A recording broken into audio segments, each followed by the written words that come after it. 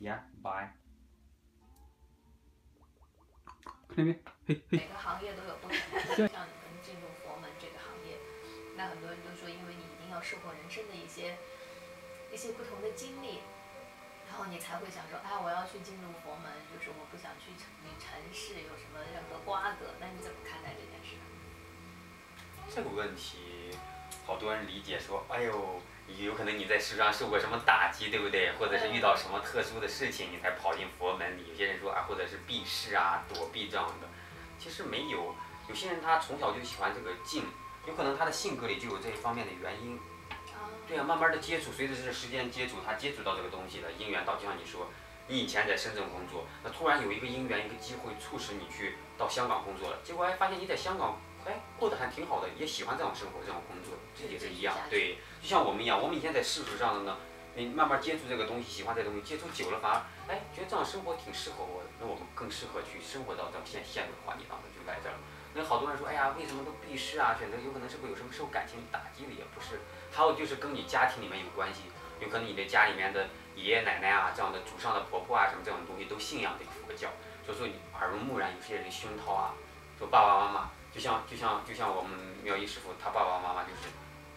小时候家里有这种信仰，所以说他家里面有很多亲戚也信仰这个东西，慢慢接触，慢慢接触。那他到一定年龄的话，他们家人说你要不要出家，要不去庙里看看，去庙里来就觉得，那我喜欢这样生活，那我就跟上这里庙师傅出家，我就这个修行一样。那妙音是你家人提醒你说，你是不是有机会想去接触这个行业？你爸爸妈妈也是佛教徒是吧？对，像我妈妈是，从小就信佛，我应该属于是佛化家庭。然后在我妈妈的影响下，我爸爸也信佛，然后我从小就信佛。所以你进入佛门，其实他们也是挺欣慰的。对，挺欣慰的，因为我没有阻力啊，我直接进佛门就可以了。还有很多像很多出家人，出家以前他自己信佛，他也喜欢出家，但是呢，他要出家的话，父母不同意，没有办法。所以说这有很多阻力。这也就是佛缘哈。素食佛缘，就像我们今天能大家一起坐在这里喝茶也是，这真的从因缘讲话，我们素食有这个因缘。那这位实际上刚才讲，这个因缘你到了，你就要必须去兑现这个缘，这个缘分了了呢就结束了，不去执着它。当它再有缘分来的时候，我们继续这个续这个缘就可以了。对，我记得我第一次就是见到印宝的时候，是应该在一个演出上哈，我们那个华人就是在一个地区，每年的就是在国外一些华人都会自行的组织一些，那个时候我是第一次见你在那个我们演出的现场，当时你是属于义工，在那里帮忙，就是做，我第一个感觉就是没想到佛门净地的人也还会懂得搞那些音效哈，然后第二个就是我当时你特别让我显眼的就是身上戴着一个围巾，然后你知道很多人都有一种误解，就觉得说佛门现在很多人都觉得走在街上看见佛门，因为很多人就是现在非常多的人就是觉得佛教是一个很神秘的地方，而且现在越来越多的不同的佛教徒有一些表现让大家觉得很望而就是很不能理解。那当时我看见你第一眼的时候，我也是觉得身上带着一个 LV 的围巾，对，为什么这个出家人还用一个这么高档的一个牌子或者什么的？其实这件事情的话，首先要声明一点，这个围巾不是真的，就像说在大陆的时候过生日的时候嘛，弟子送给的一个礼物，但是它是属于假的、仿的，属于国内你也知道很多假货啊、高仿上的，不是真的，而且要是真的话，我们也不可能带那么昂贵的东西。再一个就是呢，我们大陆经里面有规定，就是如果是信众和弟子供养你的东西，你还不能不收，不管他供养你多贵重的东西或者多便宜的东西，你都必须要接受他虔诚的供养。因为我们哪怕它是假的。对，不管他给你任何东西，哪怕他给你从街上捡一块石头上面他画点东西给你，那你也要接受这个供养，这是他虔诚心的表现。他对佛教有恭敬心表现。对还是不对？对。那这样再有一点呢，就是像你说，我们佛教讲的就是万物为我所用，不为我所有。这个东西就是说我可以使用它，但是你不要去占有这个东西。我不会把它当做像你说是个名牌，你给我一个普通的围巾，我也可以一样围在身上，只要是保暖，它主要的作用是起到我们保暖，对不对？装饰和保暖的是一个作用。你把它看得很贵重，或者看它是个名牌，那什么样是名牌呢？对不对？明白。那就是说，其实这些东西都是人的一个心念，对，就是在外人看来的一个心念。对，我没有想那么多，因为我当时像说，我们大家见面时，我就出去，哎，觉得要穿的自己庄严点儿、得体点儿，我随便就正好，哎，有2条围巾，一条黑的，那个，哎，觉得那个颜色也味道，大家就去见。我还没有想过这个问题会引起大家的猜测。起码是引起我的猜测。对呀、就像在我们佛教界的话，就刚才我们有聊到，少林寺的住持的话，那他还开一个奥迪车呢，对不对？对呀、那大家该怎么说？那也许那个车也是信徒。对呀、人家是当地的一个少林寺附近的景区的政府，人家送给他的奖励，因为他把少林寺建设得很好，对很多这样那啥旅游的这样投资的机会都给带来了，所以说那人家政府就有一定的奖赏一定的啥，就给他，那他也照样在做啊，这是。我就一直觉得说，佛门弟子有时候我在国外也会看到，那我就觉得说他们是不是想出来混日子，或者是想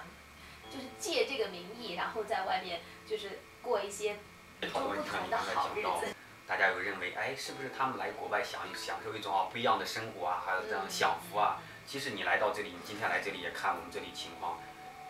也不是你所想的那样的。因为相对起来，我们在中国的话，你也知道，你本身是土生土长的中国人，你在中国又有一定的信众基础，而且像你说你的寺庙又建得很好，所以说你更可能发挥你所作用的东西，而且你的生活会更好。像你说在寺庙里过的清淡生活，而且中国人信仰本身就是佛教信仰更重一些，所以说大家会这样的。那你的传播你的东西啊，不管你弘法啊，或者你个人的提修啊，我觉得会对你有利。那到国外呢，像你说我们接触这个环境的话，它本身像你刚才讲的信仰基督教很多啊，所以说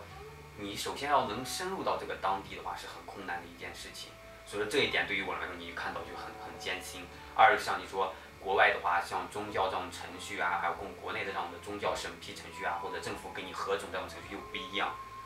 而且这个环境又很大的区别，对不对？两个国家，你来这儿这么多年，你也发现了就是这样的一个原因，所以说不是那么容易去把你的佛法去弘扬开来，所以说需要我们做事情有很大的愿望，就像师叔讲的，有很大的这样的动力，你必须要有更大的信愿，你有很大的坚强的意志，还要我能把这件事情做好，我将来能更把这个事情弘扬好。所以说现在对于我们而言，佛教本身就是一个讲怎么说呢？以前讲的就是佛教属于苦行的一个东西。那我们来到美国这里，其实真的是和中国比起来，我们就是在修一个苦行。如果走2条路，你选择了这条路，如果就是机缘让你走的这条路，你就要走下去，是这个意思。就是尽量要坚持下去。对对对。其实不可以说随缘的意思，就是不可以说随时放弃。对对对。对，这回好像受益匪浅。好多人说随缘，其实就是他觉得。对，我有时候也是觉得简单就是好，然后做不下去的时候就想，哎，这件事情肯定是因为不应该这么做，所以我就放弃。其实还是应该再坚持一下。对对对对，人生有时候坚持的话，你会看到另一番结果。还有我们佛要讲随缘呢，就是你这个心态，这个心态你不去执着这个东西。比方说你明天，如果你做生意的人，你给自己规定目标，2年之内你赚多少钱，有一定的数目，对不对？那么我们佛要讲随缘，就是你在做这事有这个目标 ，OK 可以是好的。但是说你在做的时候，你不要把这个你最终这个目标据为一点，就是把它无限的放为一点的时候，你就是冲着这个目标来的。你接着冲这个目标的时候，你就要忽略了你在这个攻击这个目标的同时，或者你在达到这个目标同时，你周围所发生的一切，你所感受的一切，你的心完全被这个目标所控制了，对不对？你结果你的身心全都被它凝聚在这个目标上面了，你反而身心不自在。你不能做得很顺畅。如果你全都就是以这样我们佛教讲因缘观随缘状态，你放开去做这件事情，只是一个目标，那我达不到，那随我的能力，你反而更享受你在达到这个目标所这个之间的过程。那还有就是，我想问你一个很尖锐的问题啊，就是你现在在美国，就是弘扬的是我们的中国的佛教文化，那在美国禅宗文化，那在美国大部分的人他都是基督徒，那当你跟他们宣扬这个东西的时候，那些基督徒他有时候也许会不会很直接的来攻击你，或者是以很直接的那个言语来对撞你，那个时候你会有一种什么样的感受？这点相对起来我们遇到的相对较少一些，为什么？因为我们在国外所弘扬的就是禅宗，禅宗我们就所教就是在国外所教国外人就是 meditation， 就是 Zen meditation， 我们教这样的打坐。就是调大家的呼吸啊，通过这样调呼吸啊，提高他自我的定力。定力就是说你的内心能达到相对平静的一个状态。达到平静状态呢，你在处理问题和解决问题上，你就会有更大的空间，你的思维更好，你更有更多的智慧，对不对？你解决问题不会很急躁，你心平气和，那这样对于你的生活和工作都有很大的帮助。所以说我们所讨论的呢，就会把佛教的特有的东西和这个禅的东西，我们会做一个剥离分开。对，我们就是以禅中特有的东西、方式和方法来传授。那偶尔呢，我们会涉及佛教的一些东西。所以他们会容易接受一些。对，但是就像你说的，会不会就有这样的隔阂啊，或者是这样的互相的一个排挤？其实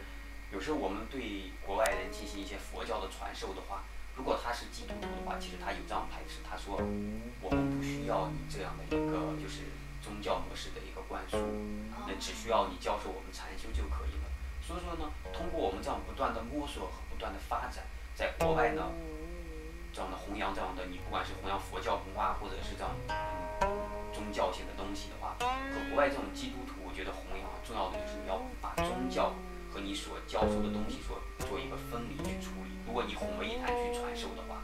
也肯定是在国外行不通的，就是我们这么长时间所发现的经验。那我还发现，就是说，比如说像你们在弘扬这个方面，就是在传播这个同时，你主要的目的是为了让人们就是能够得到一种解脱呢，还是只让人们更多的了解你们的禅宗和佛教，或者是说希望他们都来皈依呢？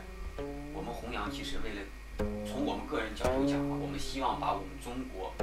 特有的佛教、特有的禅宗传到国外来。那这样的话，传播这样的目的，其实上说，一是让他了解我们这样的我们东方特有的文化，对不对？对。因为佛教传入中国已经2500多年，所以说随着和中国这样的文化和地域的相结合，它形成中国特色的一个佛教，还有特色的一个禅宗的一个东西。所以说，我们对国外弘扬，就是为了了解我们东方的文化，如果让你有了解我们的选择，中国。比如说你现在跟我们平常人一样，有2条路可走，那你就说一条就是你继续在这里待下去弘法，另外一条就是你可能背着行囊，就像很多苦行僧一样，就是我到去周游整个美国，不同的，你不要去大城市，就是去小城市，然后你去看不同国家或者不同教会教徒他是怎么样去在小地方。你如果可以选的话，你会选哪个？如果给我自由选的话，像你说我也是肯定会选择这样行走。人说嘛，你不是在学习就是在行走。